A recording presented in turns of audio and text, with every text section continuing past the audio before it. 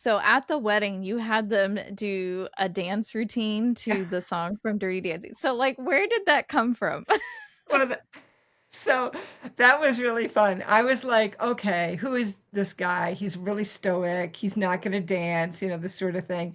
And I thought, okay, what is the craziest dance he could do? And so I thought about doing Thriller, and I was like, that's not good. I mean, it's a good one. And I thought about a number of them, and I was like, and we could have done. A lot of people do the Footloose one, but I thought this would be kind of fun, and you see these at weddings occasionally. So I thought, oh, this would be really fun. And so what was really fun is that I had to learn parts of it in order to talk about it, and I had to learn how to explain it and teach it. So I actually took an online class on how to do this dance, and they had like 6 or 7 parts to the class. And so it would, nobody was it's me in my office with my computer on, like doing the dance, right? And because I'm learning how to do it. So yeah, it was ridiculous. My husband's like, "What are you doing?" And I'm like, "The Dirty Dancing dance." And he's like, "By yourself?" And I'm like, "Feel free to join me." He's like, "No, thank you."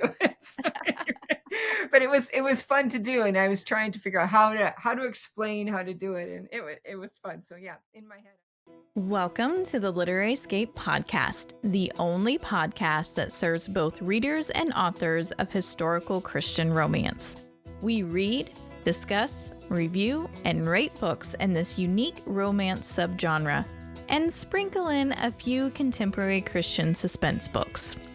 Authors, we bring you inside tips and tricks from those who have gone before you. Then we bring both readers and authors together for fun-filled live Q&As. LiteraryScape is the one-stop shop for both readers and authors to connect, learn, and grow together. Let's dive into this adventurous episode. Welcome back, everyone, to another LiteraryScape podcast, and I'm so excited to have Susan May Warren back with us. But this time, we are going to discuss her Minnesota Kingston series, which our book club just finished reading and discussing. So welcome, Susan. Thanks for having me. I'm so excited to be here, and I love talking about the Minnesota Kingstons. So this will be a fun conversation. I cannot wait. So we're just going to dive right in. There are 5 books in this series, and we have some questions on all of them. So we're going to start with your first book with Jack, which, by the way, we loved the covers. I know I Thank didn't you. put that in my questions I sent to you, but how did you come up with the covers, I guess, for these? So we do a thorough internet search, and I have a lot of photos from private photographers that are in my portfolio, and usually I'll reach out to one of them, and they'll give me somebody that they've recently shot, and then we grab their picture and license it, and then we kind of mold it a little bit, work with it a little bit. So yeah. So anyway, but I have a very specific idea of what I want. So like before I even write the series, I pick out all of the characters. I'll contact whatever photographer we're working with or whatever, and we'll then get a whole portfolio. I'll spend some time finding the right pictures, and then I take that and I figure out who's who and how they're going to lay out and create the character. So it's kind of fun. I have a picture of them before I start writing, so I kind of already know what they look like and kind of can imagine their personalities a little bit. So that's a little trick that really helps me when I'm writing a series of like a family series, because I can see them all at once and they can all walk on the page kind of fully formed, which is a really nice way to introduce characters. So yeah, in my head they're real people, and so it's fun. Yeah. But that's the way I do it. And sometimes I license it, and well, I've started to license it for exclusive, but every once in a while I'll get a license that's not exclusive, and then I'll see my hero show up on another book, and I'm like, "What are you doing over there? Come on!" But it's okay. There's a lot of photos out there, so it's all good. Yeah. Oh, that's awesome. I never even would have thought to do that, to talk to a photographer and get a picture, and oh, that's neat. Well, we loved all the covers in this series. Well, So, thank you. and I will say, to tag on to that, so during our book club discussion, I think all of us said we blew through these books so fast, like a week to 2 weeks to get through the series. Wow, that is fast. That's crazy fast. Crazy fast, especially when 2 of our book club ladies have families. They've got little ones, that they're keeping up with. So I Yeah. was impressed. Now Tiffany likes to do audiobooks, so she's listening as she's driving and, doing stuff around the house. But Sure. anyways, we loved it. So we were just wondering, like, what were you hoping like readers felt at the end of book 1 that makes them go immediately, I've got to have book 2, and then so on through the series? Right. So it's very important for the reader to feel invested in the family and like they care about what's going on. So that the first to second transition's really important, right? So you have to make sure that in the first book they meet the second character that's going to, be in the second book. So I really tried to write it so that it was almost a continuation of the first book. So we finished the first problem, but we raised a new problem, and that they would get to know Penny and be intrigued about her, and Connor, and so that we could or Conrad, so that we can I have so many names, Conrad, so we could figure out how their romance is going to progress. And so I did put a lot of bait in the first one, and I wanted readers to be like, okay, we feel like Jack is on his road with his girl, and now we're going to move on to Conrad and his girl and solve this big mystery. And I really love creating series that have long plots. I always envision my series as sort of a limited run TV shows, where like you have a problem in the first one and you might solve that, but now brings another problem and another problem. And so, by the time you get done, it's this kind of deeply woven plot that's, kind of unique and interesting. And, and of course it kind of develops as it goes, but I really plot it before I start. I kind of know exactly where I'm going. And then of course things come up as I'm writing that I didn't expect, and I kind of weave them in and that sort of thing. It does help too that I write them fast. So I'm, you read them fast, but I'm also writing them like, every 3 to 4 weeks. So like I'll sit down and I'll, muscle through a book, and then, take a little time off, but then I'll muscle through the next one. And by the time I'm done, the first book hasn't come out yet. So I can go back and fix anything I need to in the first book. And then, I can, and that way it makes it a little bit more like people are like, oh, how did you know to put that in the first book? Well, it's because I wrote the last book. I was able to go back and fix it. So sometimes it doesn't work that way. Sometimes I have to be really creative because the book's already come out. But in this case, I was writing them really fast. So I was able to kind of move it all together. So, and I really love the structure of this series too, with Emberly and Steinbeck, and how there was we didn't know who she was, right? And so there was this consistent subplot with them, and I really liked building that because that was different for me. I usually have like a subplot of the next characters that are coming, but this time I just thought, oh, we're just gonna have this underlying thread throughout the whole thing, and then have them be the last book. So that was really fun to write too, because I could be like, okay, who are these guys and what's their story? So that was really fun. Okay, so that's probably more of an answer than you needed, but we spent a lot of time talking about that, and like as we were reading, there was a lot of texting in our group about, have you figured out what's going on with those two? And yeah, so we really enjoyed that, and you did a great job weaving their story in, and it holds you all the way to the end because you have to wait till the last book, right, for their story to come out.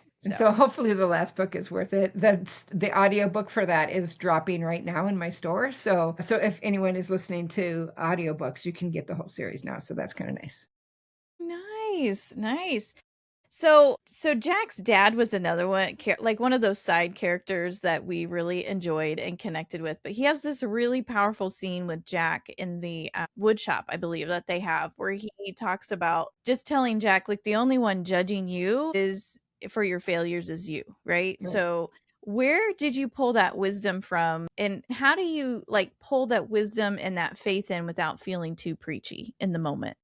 Yeah, so that's a great question. First of all, my books are very integrated with my personal Bible study. So I'm in the Word every morning and have a lot of tools and resources I use. I'm a person that listens to a lot of sermons. I don't listen to podcasts as much. I mean, I do. I love like these kind of podcasts or whatever, but I'm not a big, and I don't watch a lot of, I like TV, I do, and we'll watch something on the weekend. But anyway, all that to say is that during the week, and especially when I'm writing, I'm saturating myself with scripture, with good teaching, with good music, this sort of thing. And a lot of times I'm praying about what the theme is. And so a lot of times it just kind of starts to come to me as part of the process of engaging with the characters and engaging with the word, which is life and truth, so it just merges together really well. And I'm always praying, what is the truth for this character? So that's that part of it. I don't claim to be like some Bible scholar. All I do is really just put into the story the thing that makes sense, the truth that I feel like we're grappling with in that particular story. And so, but to do that naturally, I have a couple of things. One is that my characters all believe a lie as they start the story. There's a lie that they believe based on their past. We all have lots and lots of lies that we believe, and I just pick one that my character has, and he sort of built his life on. And everybody sort of has a lie theme in their life where, they sort of have built their life around a theme without realizing it. So that's kind of how I start my characters. And then I'm like, okay, who's the truth tellers in my story? So I'll have a couple of characters who are truth tellers. It's usually a parent, like a dad. It doesn't have to be, though. It could be a friend. It could be, sometimes I have this random guy that shows up. His name is Judah Lyon, and he's been in a lot of books, and he's kind of my miraculous Jesus character that just kind of shows up. And I love to put him in, like, I try to do it in a really remote way where people are like, oh, that's him, right? And he just kind of appears. And I just like to do that because I'm like, well, maybe that is the Jesus character, and he's just showing up and he's just given some truth. So anyway, so if I don't have somebody reliable that I can work with, I sometimes will throw him in. But I really try to have truth tellers, and a truth teller doesn't have to be somebody that has their life all together, but they have to have some wisdom in that particular area, right?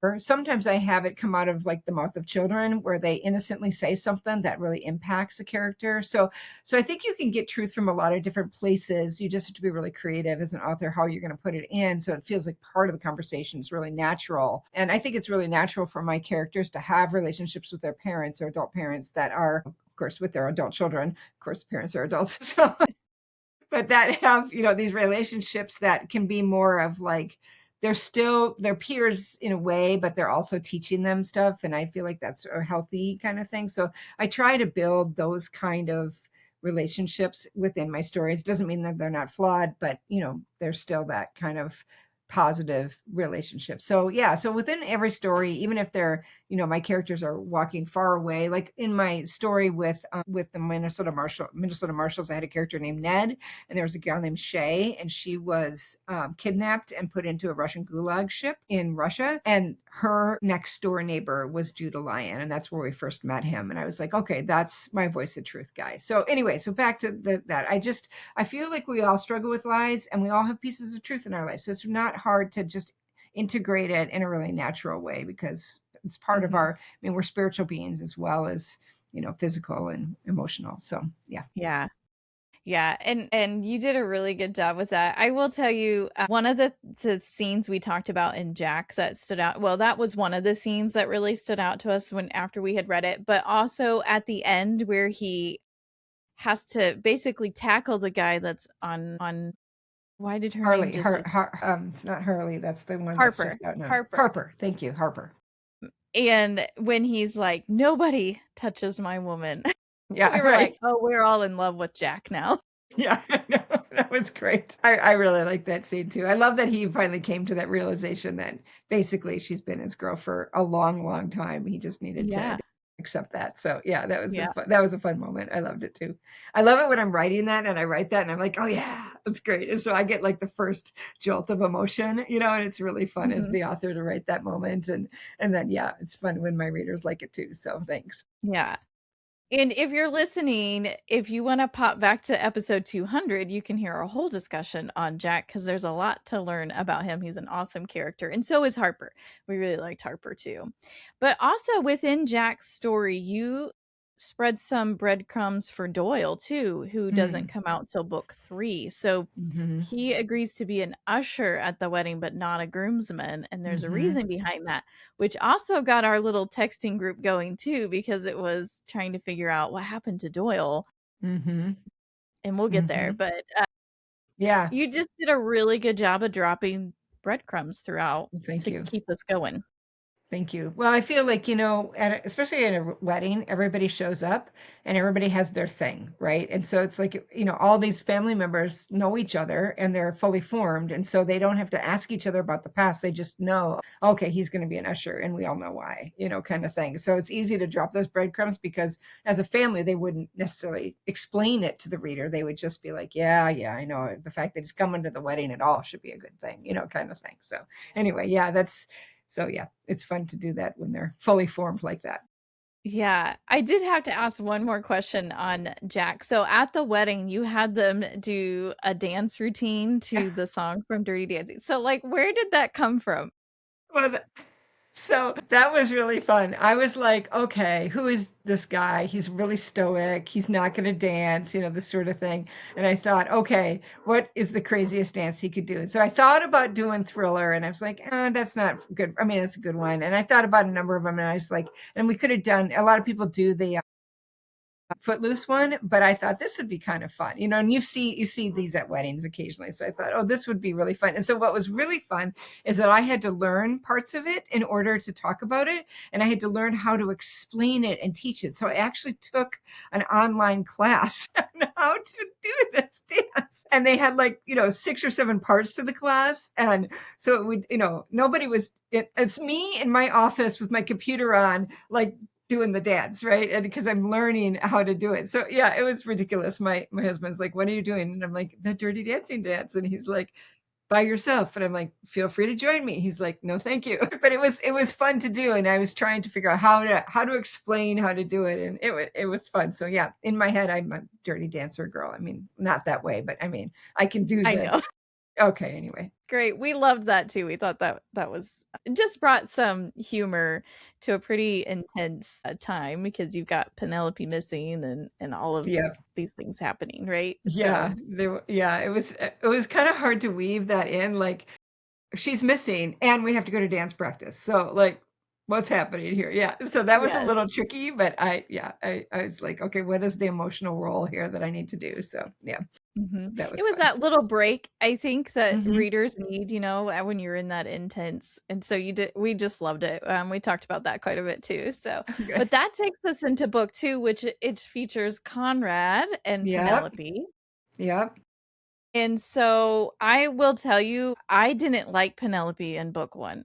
She Did was you kind of like intend selfish. that or not so much? Yeah, I did. It was hard because I felt like what she was doing was extremely selfish, but she reminded me a lot of people that just don't get it. Like, she's really not a mean person. She just didn't get it. She was so, and she was raised so wealthy outside of, the norms that it made sense that she didn't get it. But yes, I had to make her really likable in the second one because I didn't even like her. I was like, girl, you disappeared, you hid out, all these kind of things. That wasn't right to do that. And so I was kind of mad at her, and I kind of tried to make Harper, like, tell her off a little bit and say this wasn't right. And yet at the same time everyone was worried, and there was a little bit of reason to worry. So anyway, yeah, I'm with you. I was struggling, but at the same time I thought, okay, maybe she's curious enough and Conrad is winning enough that people will go to book 2 and stay the course with her. And I think she kind of redeems herself in book 2. So that's good. Yeah. And she does because once you get to know her in Conrad's book and you kind of know the why behind, you're like, I can feel sympathetic towards that. But Yeah. you did a really great job of making her unlikable in book 1. Thank you. Thank you. When she wasn't nasty. She was just No. clueless, like, Yes. so, and almost like narcissistic in that way, where it's like, oh, but she wasn't like it's all about me. It was more like it's all about my podcast and what, this sort of thing. So it wasn't the same thing, but it was still sort of like so selfish. So anyway, yeah, yeah. So anyway, well, I'm glad that you thought I redeemed her too, because I worked really, really hard to redeem her in book 2. I was like, oh no, she's not likable. So yeah.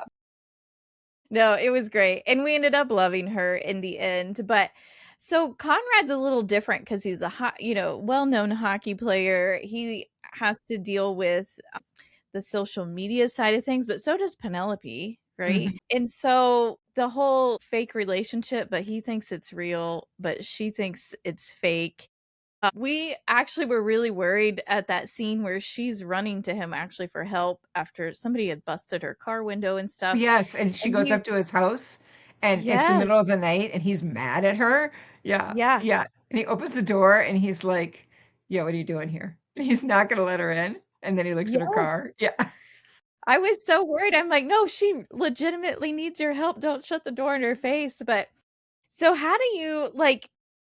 how did you keep that tension up? Because it's kind of hard, I would think, on your end to keep up the fact that one knows it's fake and one doesn't know it's fake. And how do you Right. keep that tension there? Well, I don't know, but I have this ability to crawl inside the character that I'm working on and only write it from his point of view.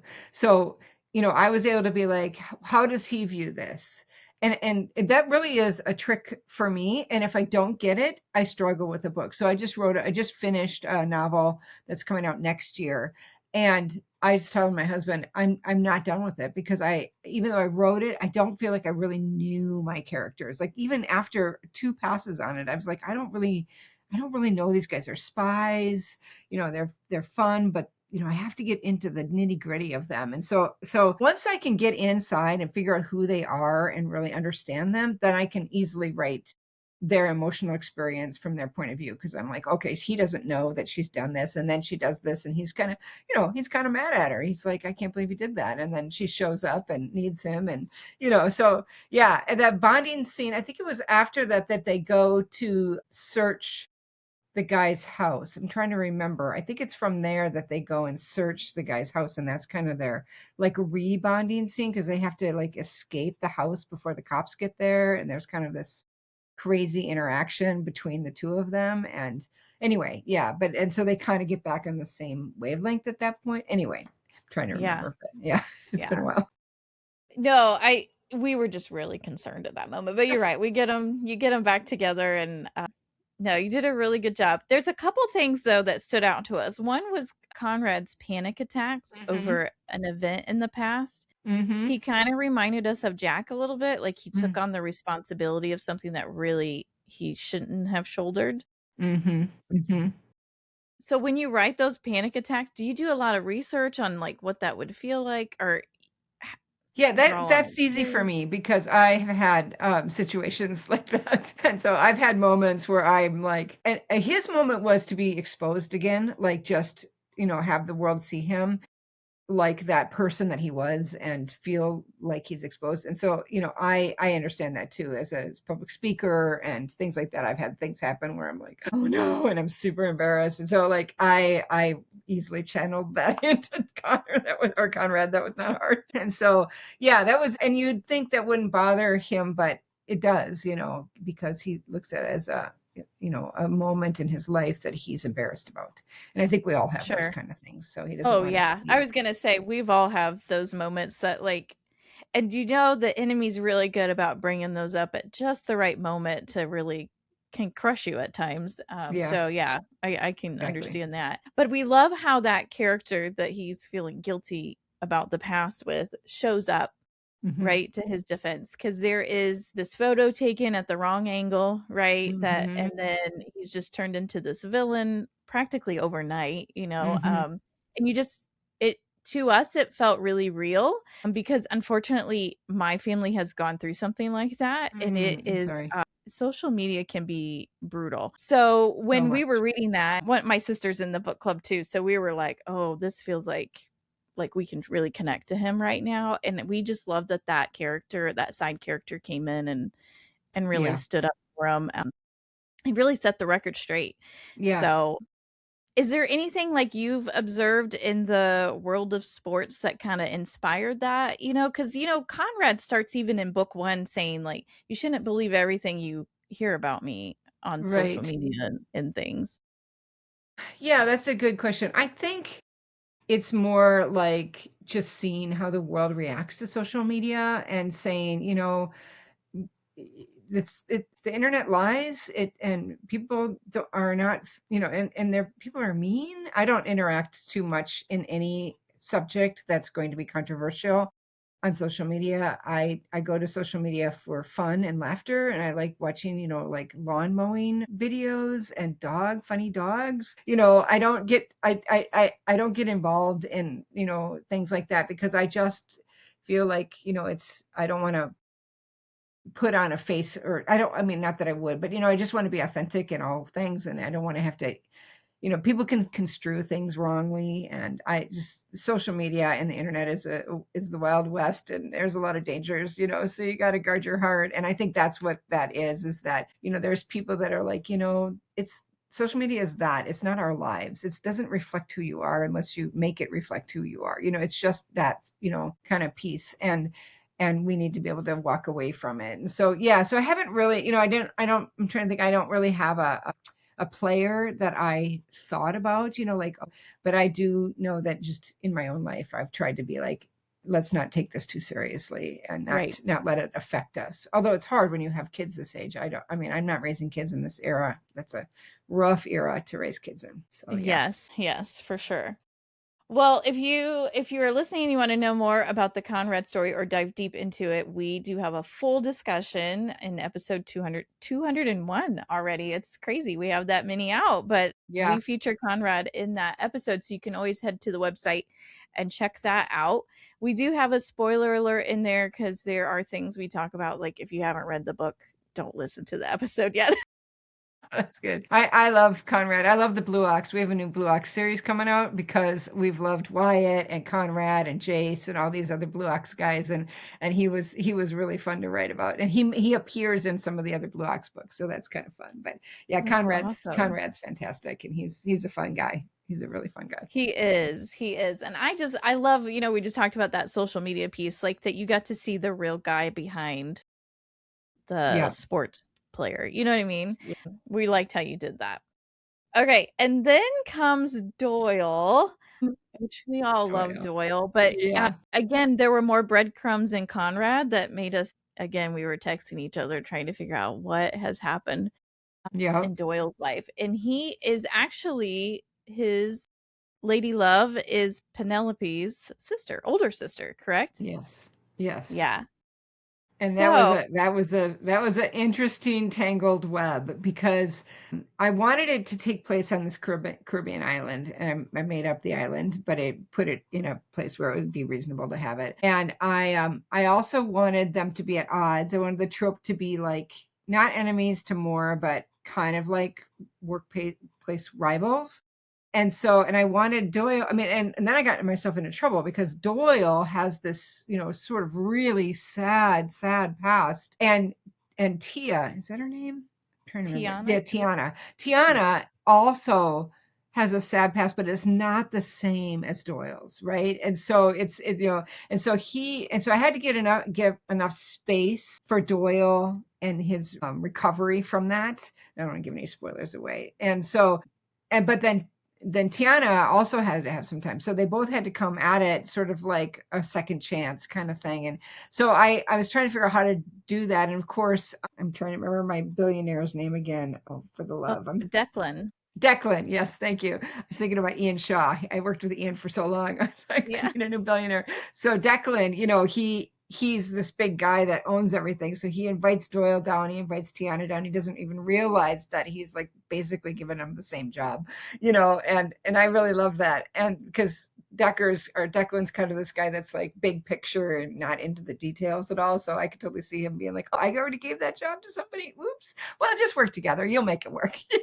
So anyway, so yeah, so Doyle is a really interesting character. And I was really trying to figure out how do I give Doyle a happy ending when he has gone through such a tragic situation. And then Tiana, I wanted her to have a happy ending. And Doyle was this fabulous guy. And Doyle's like an alpha male that acts like a beta in some ways. He's really under the radar, he's very steady, very heroic, but he's not like Steinbeck or Connor or Jack. They're like these out of the box alphas that are like, we're going to take charge, where Doyle is more like, let me play soccer with the kids. Let me listen to the kids. Let me take care of him. So he's a really great nurturer, and he's this really great hero for Tiana, who's more the alpha in that relationship. She's like, I'm gonna go make it happen, and so trying to figure out what's the right balance for them. And I really loved their story. I did a lot of research on the caves and the sulfur and all that kind of stuff and so I did a ton of research on that, and had them in the ocean. Yeah, it was really fun to write that story. And then of course you got to meet Austin and Declan. And I think Steinbeck was there. Yes, he was there because he was with Declan as his bodyguard. So yeah, so that was fun too. Yes. And Steinbeck, and more of Steinbeck and Emberly or Yeah, Amberly. Phoenix, or she has Phoenix. Yeah, Yeah. Phoenix, Emberley, same thing. Yeah. Comes out and they're trapped in the cave Yeah.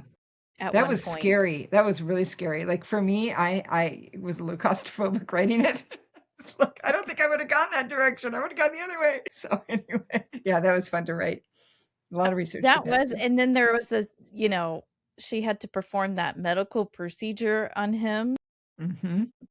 and then basically drop him and run again, which Yeah. Mm-hmm. we learn more about that in Steinbeck's book. But I don't handle blood at all well, and so I was just kind of like, let me skip through some of that. But you wrote it very well. My Tiffany, who's in our group, is a nurse, and she's fascinated by it, and so Wow. Oh, good. you Good. know, so I she have thought you good did a great research job. partners. I will say, Tiana frustrated us with her whole because they have to deal with this gang, right? That's just Yeah. constantly coming for their stuff, and Yeah. she just kind of just like you said is kind of like the alpha and just goes out and is like, "Where I'm gonna do this," whereas Yep. feels like that's he does have a very calm approach about like that's not what we need to be doing. Mhm. So I guess how do you write a heroine that frustrates your readers, but your readers still fall in love with her? You know what I mean? Well, I think she has two things. One is I think she has noble purposes, right? She's trying to do this for the clinic and take care of the orphans and, build up the clinic. So she's really invested and her past also makes us a little sympathetic because she is, she was brokenhearted. She did get betrayed, this sort of thing. So she comes into it sort of a wounded heroine, but wanting to make the best of it and also like reclaim her sense of purpose. And so so she's got noble goals. She just has bad execution. Like, and so it's like, I enjoyed watching Doyle because he's like, woman, you're this is bad, and she gets herself in over her head. And eventually she figures it out. She's like, yeah, no, she's in over her head and she needs Doyle. And so but I like, even like when we were when they go to pick up the stuff from the gang and she's like, now I'm trying to remember. She got kidnapped. Or I don't want to tell too much of the story, but he goes to pick her up, and she's like, she doesn't understand why he's doing the things he's doing, and then afterwards she does. And so I think that she's starts to learn throughout the course of the story that maybe she should listen to Doyle, and he has a lot of wisdom, and I do like that about them, where they and then of course the end. I really love the end of Doyle's story where he goes back to Minnesota and he has that conversation with that one guy, and I loved what they said to him and just kind of really set him free in many ways. And Yeah. yeah, it was I like the ending. It was a softer ending, but I thought it was more like really poignant with how he had gone about his change and went into the new season of his life. So yeah, I Yeah. enjoyed that one. We talked about this a little bit, but you had the earthquake happened, right? Yeah. And you had a lot of people trapped in different places. So Hmm. like Doyle and Tiana are trying to get to kids that are trapped in the caves. And then you have Steinbeck and Emberley trapped down below, right? Trying to get Hmm. out. But one of the things that stuck out was Tiana and Doyle having to like improvise and use the zip line because I think like the tide is coming in or something Hmm. Hmm. to Hmm. that effect. So how did you choreograph all that? Because there was just a lot going on. Because then you also have like your search and rescue team that's working Yep. out here trying to, help and And then the kids that were missing and then who's there. Yeah, it was a little bit of a yes. So I had charts up, like I drew a map of Mariposa, which is fictional, but it's based on a small little island that has a volcano and sulfur mines and all these things. And so it was very much based on an actual island. Can't remember it's a very small island near St. Kitts.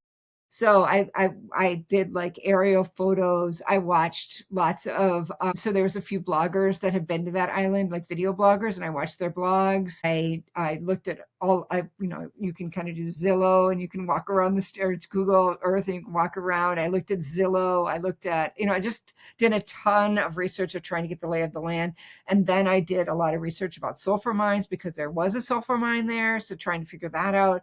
And then I went into, I just did a ton of research for that one, trying to figure out the cave system. Could they survive? How would it work? And then what are they actually mining for? So trying to figure out that part, so there was a lot of moving parts, but then I was like, okay, if these guys are over here, what's the timeline? And these guys are here, what's this timeline? And what could they be doing? And so, yeah, there was like, sometimes I will get out salt and pepper shakers and silverware, and I'll like put it out, and my husband's like, oh, we're doing this again. And I'm like, yes, that's the salt is Doyle and the pepper is Tiana. And we're going to go over here with the sugar, and that's Steinbeck, and I'll kind of like place them around. So yeah, it's very interactive. And, I'm always trying to go back and forth and figure it out. But it's a lot of fun because you're like, okay, I'm kind of scripting the choreography of these things. And then, of course, I can say who else is there. So Pete Brooks shows up, which I loved, from Montana Rescue. And we have North, and I think Skeet and Ham are there from Jones Inc. And, so there's all these different kinds of people there that were really fun to bring in from other stories. And I love doing that. Yeah. We did look up your island because we weren't sure if it was real or not, too, while we were talking. You clearly did your research, because we were like, I think this is a real place. And, then you find out it's not. But well, yeah, I like to base my locations on something real, but I like to name it something else so I have the freedom to move stuff around. So, I mean, obviously I don't, if you're in Barcelona, I don't name it something else, but, like a little tiny island in the Caribbean, I could probably get away with. Yeah. Yeah. Well, we loved it. And Doyle I would agree that he's that quiet. He's super strong and can definitely be an alpha, but he takes kind of more of the quiet road, I guess you could say. But Yeah. Yeah. he's very sweet. Very sweet. Yeah. I Okay. really liked Now, it. going into the fourth book. So Austin, she's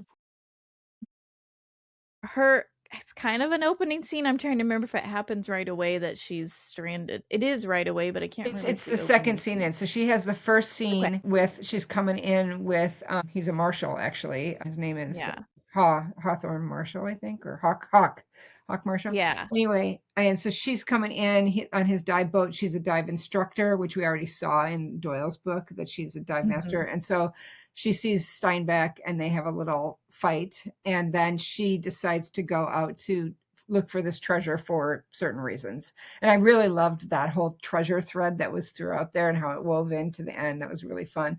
And that was a ton of research too, because I had to actually research ships that would go to the Dominican Republic and what would happen to them. And that was really fun. So yeah, so then I wrote the scene with the boat and what happens. And I was like, holy cow, I was really freaked out as I write. I mean, I'm a scuba diver. Biting your nails? It's a nail biter. It was. When in Doyle's book, somebody goes down and runs out of air and gets stuck. That was scary for me. I've actually done that. I was in the Med and I was scuba diving and I ran out of air at the bottom and had to have buddy breathe with the guy on the way up. So that was kind of scary. So I understand how that works. And so I was more freaked out with that one. But then, we have Austin, who knows what she's doing, but makes a mistake. And then she comes up, and anyway, so then I follow a girl on Instagram called Ocean Ramsey, and she's a shark specialist. And so she teaches people how to swim with sharks and how to deal with them. And I mean, it's crazy. You got to watch her. She's crazy. She has a documentary on Netflix or Amazon too, which is really interesting. So anyway, so I used a lot of her stuff to develop that scene, her, the things that she teaches. And so that was really interesting. And I enjoyed doing that a lot. And it was a scary scene because I'm like, how long is she going to stay in this ocean? So that was another thing. I had to figure out, how is he going to find her? Because if you've ever looked for someone in the ocean, it's like, you just don't find people. So I had to make that really realistic and try to, figure that out. And then of course, that's not the first time she gets stranded in the ocean. So there's a lot of Caribbean Sea stuff in that particular book, but it was really fun. And of course, then we go to Cuba, which was interesting. Mm-hmm. So yeah, I loved that story. It was very different, and but it was a lot of fun to write. And of course, you see a lot of Emberly and Steinbeck too, which is kind of fun. Yes, and you get to the point where you're like, do not get back on that boat, right? Right. And eventually eventually you can no longer get on the boat. But yeah, it's we said, well, one of the things we talked about first of all is when she is stranded and Declan comes on the little speedboat that's part Yep. of the yacht and gets her. Like, that's a swoon moment, I think. Yeah. And we were all like, Yes. Yes. we said it felt like a Cinderella Prince Charming Hmm.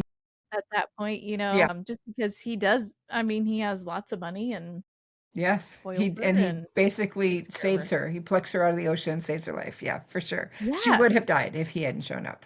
And I also had Yeah. to figure out the timing because I'm like, how fast could he get there at full throttle in his boat? I had to do all the math on that and, Mhm. make it realistic. But I liked the problem of the fact that Steinbeck believed he was a criminal. And Yes. she was struggling with believing her brother and believing her heart. And I loved Mhm. that kind of situation. That was her issue going between it. So I really liked that. Yeah. And I Yeah. loved his boat. I was like, oh, I want to be on his boat. It was very fun. And then Steinbeck shows up and they have that brother sister fight, which was fantastic. And yeah, there's nothing Yes. better than siblings that fight, like in books. I just think it's fun. Yeah. So two things on what you said. We at the end said we'd love to do book club on a yacht someday, and we said if Declan was real, I'm sure he'd let us do book He club on his would. Oh, yacht. he so would. He totally would. He'd love it. He'd take you all around. He'd be thrilled. And two, we did talk about how we felt so bad for him because he couldn't reveal what he was really doing, and so it did look like he wasn't a good guy, right? Yeah. So I'm glad that you give the perspective on his side so that he is honorable. Because Yeah. otherwise, he does kind of seem like a sketchy person, Yeah, if you right. don't He know. does. He's got it's the math doesn't add up. So there's a reason why Steinbeck thinks he's into something bad.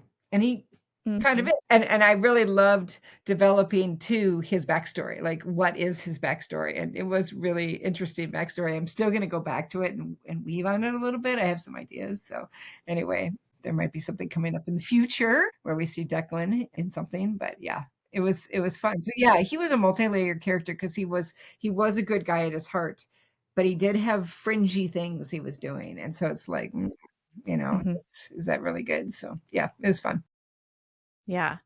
And when you take him to Cuba and some stuff happens there, again, you question, like, what's really going on with him? So Hmm. I Hmm. will tell you that Austin's book, so we do a lasso ratings and we only do 3 lassos, but we all gave this like 4 and 5 lassos because we loved it so much. I'm so happy to hear that. It's like you have these guy books, and then you have like I usually do like one or maybe two girl books, and I'm like, oh, I hope people like that because she's the main character, really. I mean, Declan is too, but and so, but I appreciate that because I really like Austen. I love the twist at the end with her friend, some reveals there. And I love the very last scene on the beach in Key Largo, or I'm sorry, Key West, the little thing that happens. And then, of course, she goes back to her boat and stuff happens there too. So yeah, I really Yes. enjoyed the journey of Austen in that story. She's an alpha, but she's like self-controlled. She's not like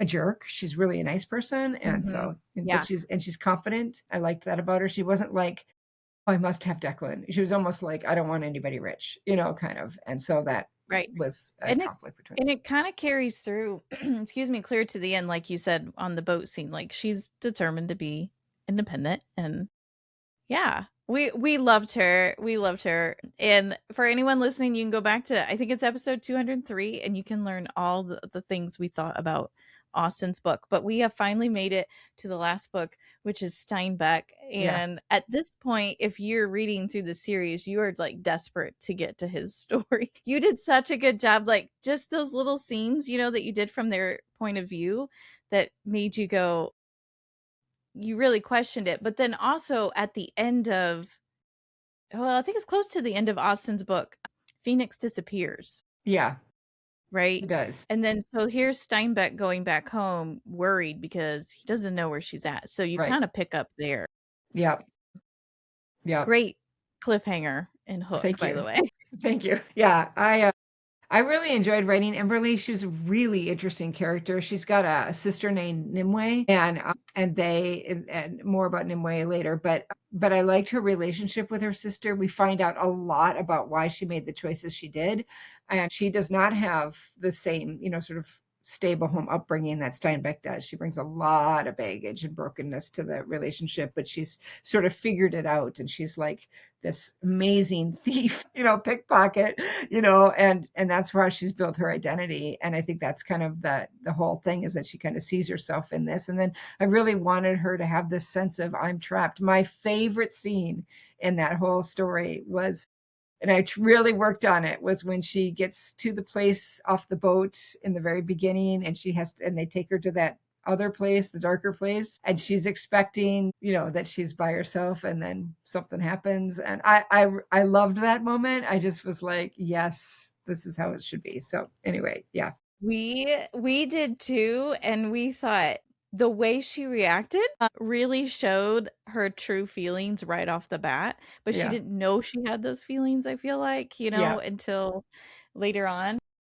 Yeah, anyways, so we won't give anything away because I don't want to spoil it for those who haven't read it yet. It's an excellent story. So then you have where he takes her home and says that they're dating, but at that time they're not like really dating. And you had Austen be a little cold, like pretty harsh. Yeah. So, like, just tell me your thoughts behind that.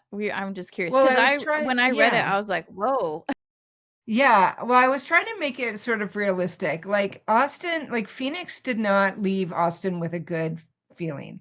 Phoenix was like, she dove off the ship when they got to Cuba and dragged Steinbeck with her. So I'm not going to get into that, but I don't want any spoilers. But I mean, like, clearly in in Austen's mind, Phoenix is trouble. Emberly's trouble. And she doesn't want to see Steinbeck, who's, come back from this really devastating situation and found his feet again, to get dragged back into this like world of danger and clandestine operations and, this kind of stuff. So when she comes back and she sees Emberly, she's like, I don't know about this, and so I think she's not thrilled. And I really like to deal with real emotions. And so,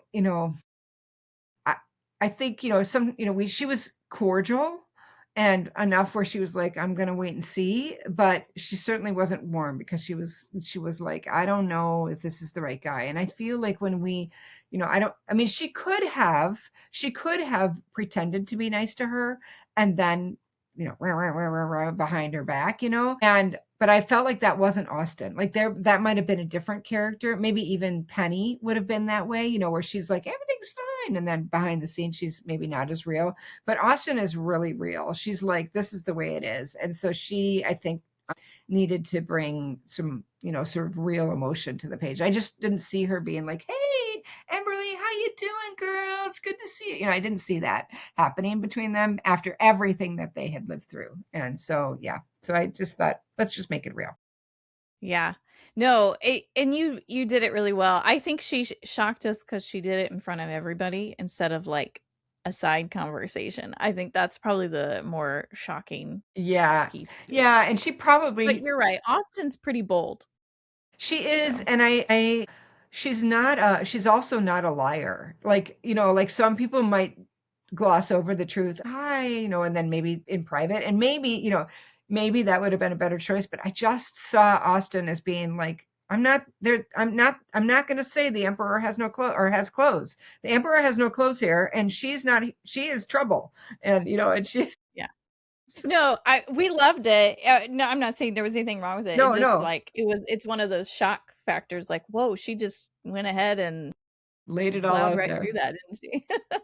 And I thought Emberly handled it pretty well. I mean, she was like, yeah, she's not wrong. I mean, Austen has reasons not to like her, and Yeah. so, yeah, I think, And in this book, is this where your Judah Lyon character comes back in on the beach?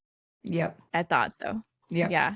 He's so Steinbeck and Emberly go back down to Florida to be with Nimue, her sister. Trying to remember why they go back down there. There's some reason. And then I think they're trying to figure out about what to do next. I can't remember. But anyway, they're down Yeah. there and he goes on a walk on the beach and he meets this guy fishing. And I lived down there too, so it was really fun for me because I figured out where exactly they lived and where he would walk and all that kind of stuff. But I was like, he'd had some conversations with his dad and his brothers, but I was like, he needed somebody sort of outside. And so I thought this Hmm. random stranger could tell him some stuff and that he could mull upon. So I really liked that. I thought that was great. Now I'm trying to remember if the fire happens, yes, As he's, before they go to New York City. I think it yes, does. Yes, yes, while they're down there. Yeah. yes, yeah.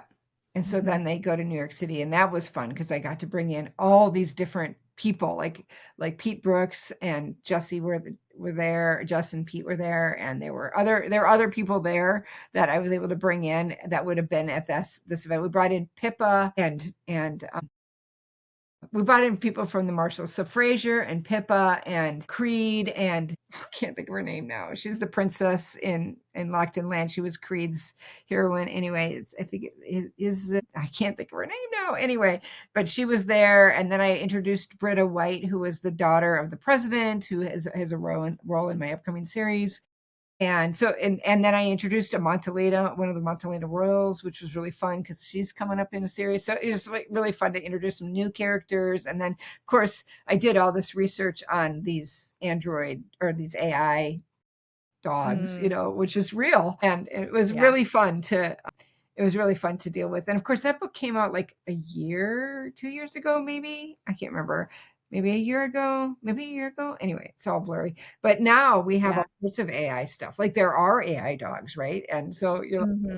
like, okay, Yeah. the future is here. And did you also at the beginning bring in one of your characters from Russia from Yes, the yes, earlier series? Yeah. yes, I did. I brought in, let me think here. So I brought in, well, we have the bad guys. So Alan Martin is still involved in that series. And I'm trying to remember in Steinbeck if there's a person from overseas. Like they don't go to Russia. I'm kind of getting my books confused because I know in Ned's story he actually goes and talks to a couple of guys that I had in my Russia books. But I'm trying because he Hmm. was going back to Russia. But I'm trying to Yeah. remember in this one if we had who we had in the story from Russia. Maybe somebody he'd met with in Portugal. I can't remember. So yeah, Yeah. I they feel all, like there was just somebody, but I could be wrong. But we know what? Now that we talk about Alan Martin.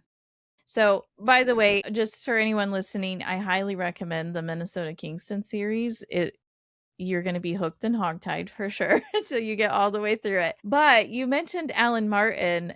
Tell us a little bit about what is coming out because we did kind of touch on briefly the hunt for Alan Martin. Is hmm that out yet or yeah. First two books okay? are out. Third one comes Okay. out in August, and the last one comes out in October.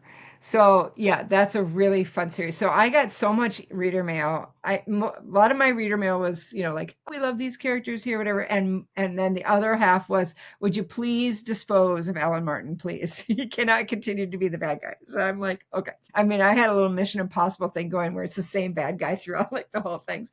But I was like, well, he gets around. So I thought he needs to have his journey. But his journey is not as cut and dry as we would think. I mean, as are every bad guy, there's a way that he got into this. And so I really enjoyed, so in the hunt for Alan Martin, we had, so it's north, east, south, west. So that's the names of the books. And each one of them is based on a nickname or a name of the main character. So North Gunderson, Skeet, his name is Easton.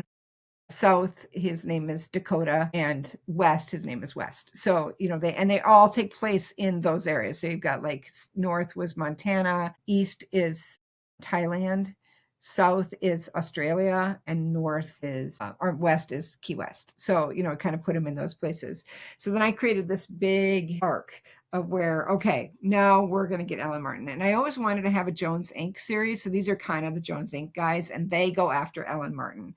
And so it's really fun. But what I really love is that throughout the whole series, you get Alan Martin's perspective. It goes way back into the past and tells you his story of how he got to it where he is. And you see York, and you see all of the things that happened with the Marshalls, with Ham, with Price of Valor, with it, Esme, no, is it Esme? No, I can't think of it now. I thought I came up with the name of Creed's girlfriend, but anyway. Sounds familiar.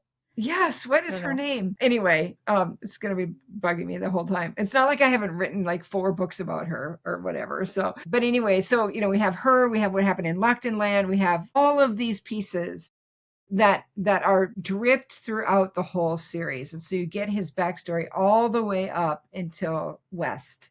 And then he has a POV in West that's current. So it's really a interesting way to, just show the backstory, because I just wanted to have people that have read all of the series, the Marshalls and everything, they're going to remember that scene and they're going to go, oh, that's why, or I can see that, and so it's like I'm telling a similar scene from Alan's point of view, why he did what he did. So it was kind of a fun way for me to like wrap up his persona and that sort of thing. So it was a fun series. So yes, we're right in the middle. Of course, it's a big global series, and of course bad things are happening. Of course, there are bad guys involved beyond Alan Martin.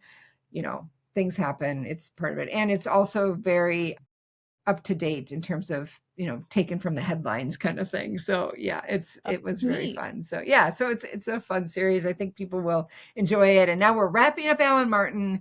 I have a new bad guy and a couple of them in the wings. So we'll dispense maybe with Alan Martin. Don't want to give anything away, but and then we're going to keep moving on. And there are other bad people out there in the world. So got to give them their chance. Could someone just jump into that series and understand, or do you recommend reading certain series before they hop into that one? The reason I did it that way is so that people could jump in and understand, because otherwise there was going to be all these people that didn't understand who the heck is Alan Martin and why do we care? Like, why is it the hunt for Alan Martin? Like, so somebody brand new is going to be like, I don't care. Well, now, or they don't know. So now they'll know, okay, this is why we're hunting him. It's because he's done all of these things. And so yeah, so no, you can be a new reader and just read it for the fun trope that it is. And then, find out why are they hunting Alan Martin, and it's fine. So yeah. Okay. Well, thank you so much for joining me today. I have loved our discussion over the Minnesota Kingston series, and I just love being able to chat with you. You have such wonderful ideas, and thank you. It's just a pleasure. So I also just want to let everybody know that you need to sign up for her newsletter. So make sure you check out her website, and it's just susiemaywarren.com, right? Yep. And you get a free novella when you sign up. And it's one of it's a starter. Like if you're wondering like, where do I start the Susan May Warren Odyssey? You get the novella and that sparks like the whole thing. So, and then you can, and then I'll send you like emails of, oh, this is what you should read next. And this is what you should read next. So you can follow along the journey. So yes, but I mean, I try to make it so that anyone can start a book anywhere, so that they have enough information, that I build into the story enough information for people to catch up. So yeah, you don't have to start at book, number 20 and read 20 through 75 to be able to catch up. So yeah. So that's anyway, awesome. But I appreciate you reading. Me, go ahead. If you're like me and you'd like to read it all in order, you can do that, and you're going to love every book you pick up of hers. I've not found one I didn't love. So thank you.